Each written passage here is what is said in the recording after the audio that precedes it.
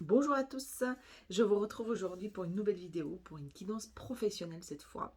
Nous allons regarder ensemble quelles sont les énergies qui vont se proposer à nous, qu'est-ce qui nous accompagne pour cette nouvelle lune et également pour cette entrée dans ce nouveau semestre, ce second semestre de l'année.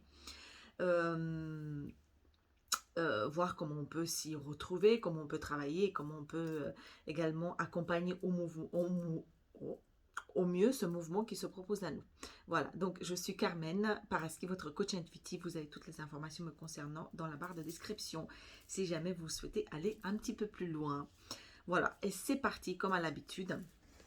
Je suis partie avec la triade pour voir un peu de manière générale qu'est-ce qui va jouer pour nous, pour préparer cette rentrée et également pour démarrer ce second semestre. Et ça a démarré très fort parce que regardez, on sort de ces énergies d'adversité avec le monde extérieur et surtout avec soi-même. Pourquoi? Il y avait comme une espèce de nettoyage qui avait encore besoin de se faire parce que vous avez remarqué qu'on est plus ou moins tous soumis par ce mouvement général collectif qui est en train de nous pousser encore plus loin, de nous amener encore plus vers un état de conscience un peu plus supérieur. Et chacun se retrouvant bien sûr sur son chemin, sur son degré d'évolution, eh bien chacun à son niveau va devoir, ou en tout cas est en train de se débarrasser des vieux schémas. Alors, maintenant plus que jamais, parce que vous avez déjà entendu ça plusieurs fois, ou vous avez peut-être déjà euh, on vous a déjà rabâché ça depuis quelque temps, mais là, plus que jamais, parce que c'est vraiment l'énergie avec laquelle on rentre dans ce nouveau semestre. Tout ça, il y a des choses que vous allez laisser derrière vous de manière définitive, réelle. Pourquoi? Parce que avec racine, vous êtes en train de bâtir quelque chose, de prendre racine dans quelque chose de profond, de vrai, d'aligné et surtout de durable, parce que c'est quelque chose qui va venir se connecter à votre mission de vie, à votre essence, à, à cet alignement avec qui vous êtes réellement, où est-ce que vous êtes dans votre profondeur. Donc peut-être que les choix que vous avez faits jusqu'à maintenant, ou les événements ou les situations que vous avez vécues, étaient beaucoup qui se raccrochaient beaucoup à l'ego, beaucoup au mental, pour se prouver des choses, parce que, ou alors pour aller épuiser les croyances soit que vous êtes créé, soit que vos parents ou votre lignée familiale de manière consciente ou inconsciente vous ont inculqué. Faut faire un métier, je dis n'importe quoi, hein, après vous allez prendre ce qui va résonner pour vous, mais c'est pour vous donner un titre d'exemple, parce que c'est ce qui me vient maintenant. Euh, il faut que tu fasses des études, j'en sais rien, de sciences, ou intégrer un grand groupe, parce que c'est comme ça que euh, pour nous, ou pour la lignée familiale, c'est ce qui va considérer la réussite. Alors aujourd'hui, il y a un paradigme qui est en train d'être changé.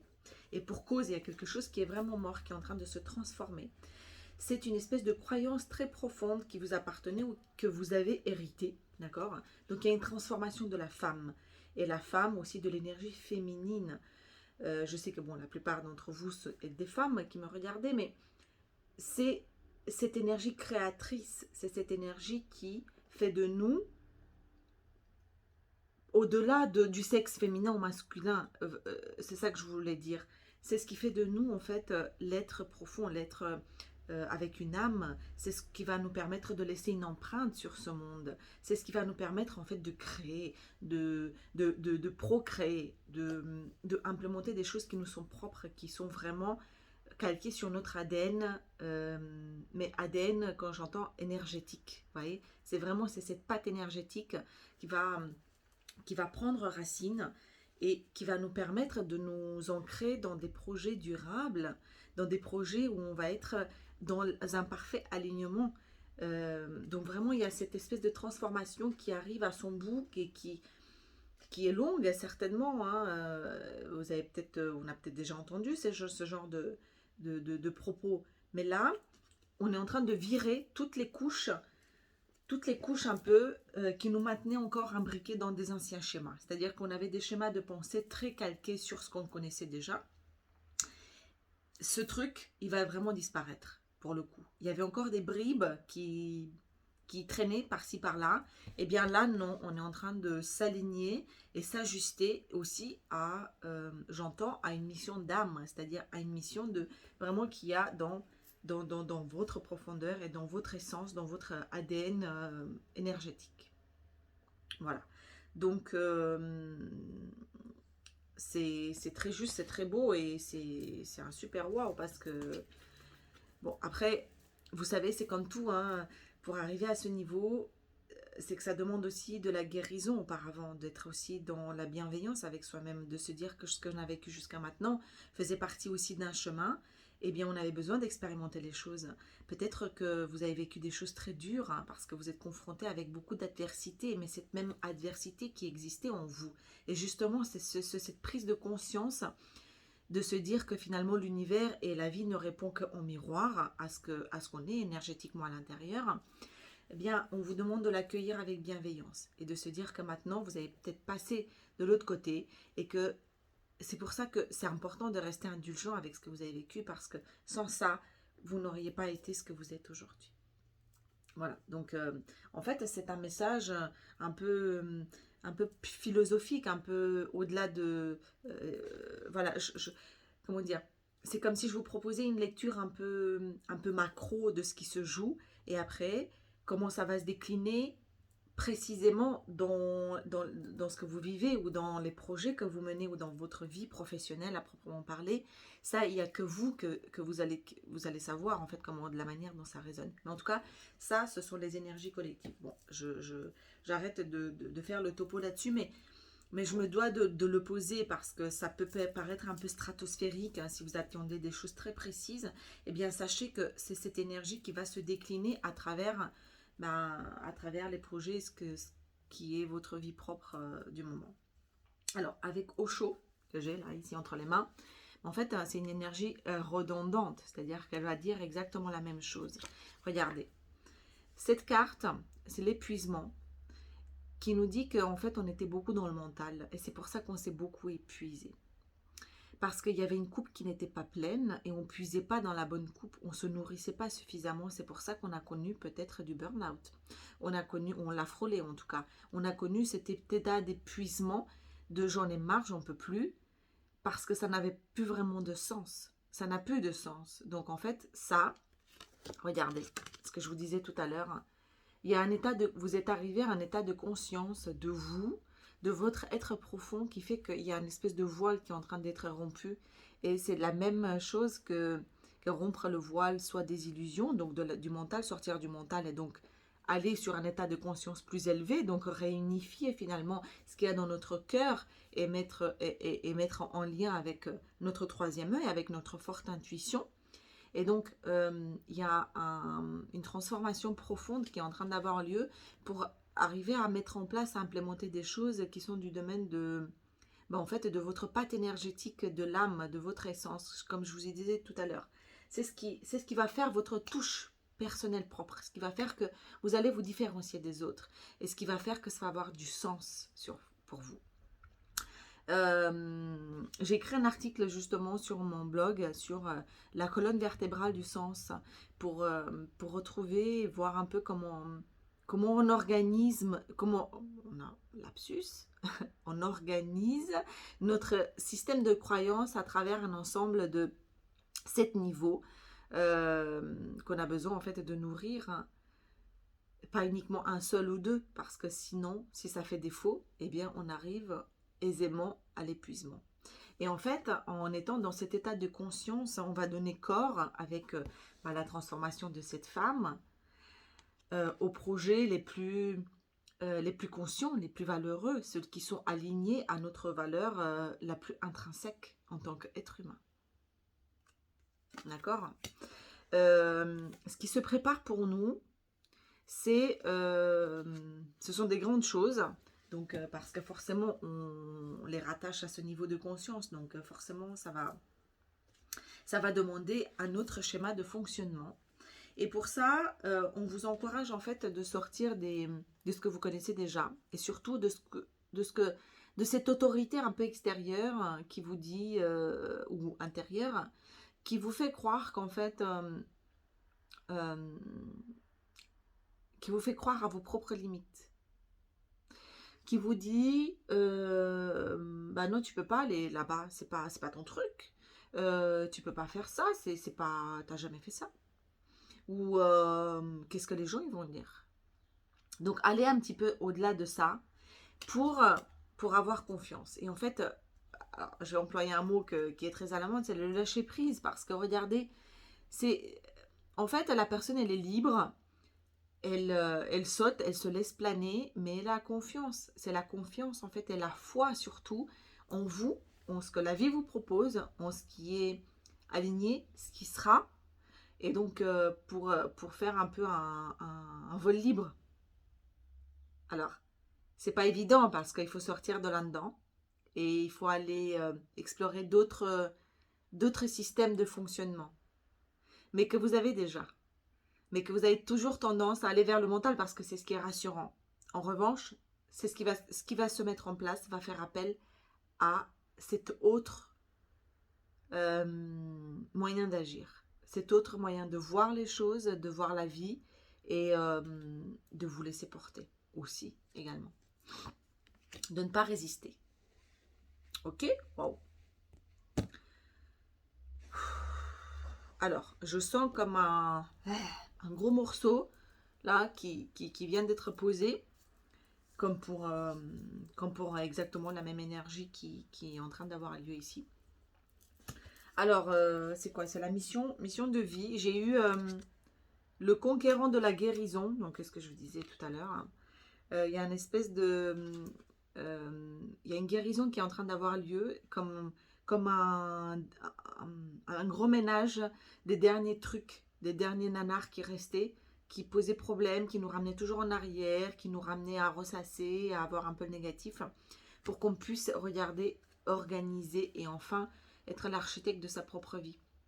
C'est-à-dire qu'on sort des modèles déjà établis, on n'en a plus rien à faire, on est en train de mettre en place et de créer, structurer les choses selon notre propre vision des choses. On ne s'appuie plus sur l'extérieur, on ne s'appuie plus sur ce qu'on connaît déjà, sur sur nos parents symboliques. Donc l'autorité de... Il n'y a plus, on devient notre propre architecte, on devient notre propre autorité intérieure, notre propre parent. On se met debout.